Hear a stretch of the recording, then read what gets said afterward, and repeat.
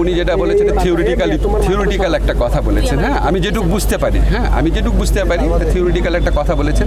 Theoretically তো যখন একটা দলের কার্যক্রম কিছু সময়ের জন্য ব্যান করা হয়, তো থিওরিটিক্যালি ওই ব্যানটা আপনার পার্মানেন্ট কি পার্মানেন্ট না সেই ধরনের প্রশ্ন থাকে, কিন্তু বাস্তবিক অর্থে আওয়ামী লীগের কার্যক্রম নিষিদ্ধটা উইথড্র হবে এই ধরনের কোনো সম্ভাবনা আমি দেখতে পাচ্ছি না, আমি অন্তত দেখতে পাচ্ছি না।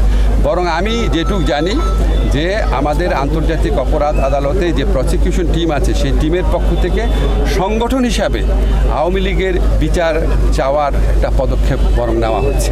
কাজেই এই নির্বাচনের আগে তো দূরের কথা, অদূর ভবিষ্যতে আমি আমার পর্যবেক্ষণ থেকে যেটুকু বুঝি আর কি, আমার ধারণা আওয়ামী লীগের কার্যক্রম এটা আপনার যে নিষিদ্ধ হয়েছে এটা উইথড্র হওয়ার কোনো সম্ভাবনা নাই বাস্তবিক অর্থে।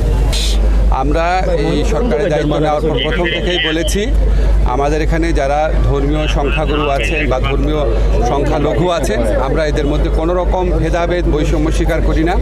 আমরা মনে করি প্রত্যেক ধর্মের মানুষ হচ্ছে বাংলাদেশের নাগরিক, প্রত্যেকের সমান অধিকার, ধর্ম পালন ধর্মচর্চার ক্ষেত্রেও সমান অধিকার, এবং এই জন্য আমরা এটার উপর সর্বোচ্চ গুরুত্ব দিয়েছি। আজকে সারা দেশে আপনারা জানেন নিরাপদ পরিবেশে পূজা পালিত হচ্ছে। এসব পূজা পালনের অনুষ্ঠানে নানান ধরনের অপশক্তির নানান ধরনের ষড়যন্ত্র থাকে, আমরা সে সমস্ত ব্যাপারে অত্যন্ত অ্যালার্ট ছিলাম প্রথম থেকে, এবং আমরা বিভিন্ন উপদেষ্টারা গত বছরেও শারদীয় দুর্গাপূজার সময় দেশের বিভিন্ন অঞ্চলে গিয়েছিলাম।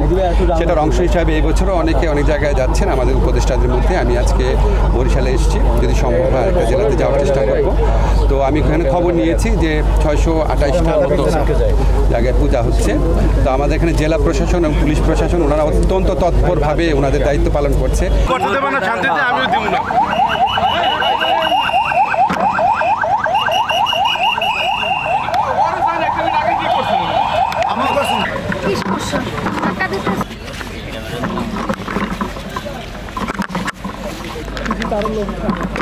ভাই এই সামনে কে?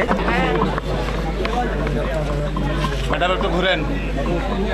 হ্যাঁ হ্যাঁ একটু সাইডে সবাই সাইডে যান না, সবাই সাইডে যান। কেন তো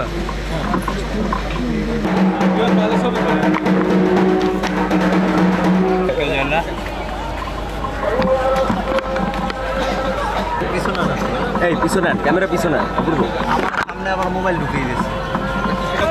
সঠিক ভাই একটু পিছনে আন ভাই।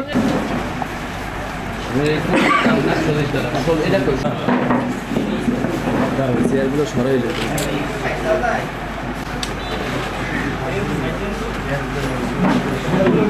সামনে যেতে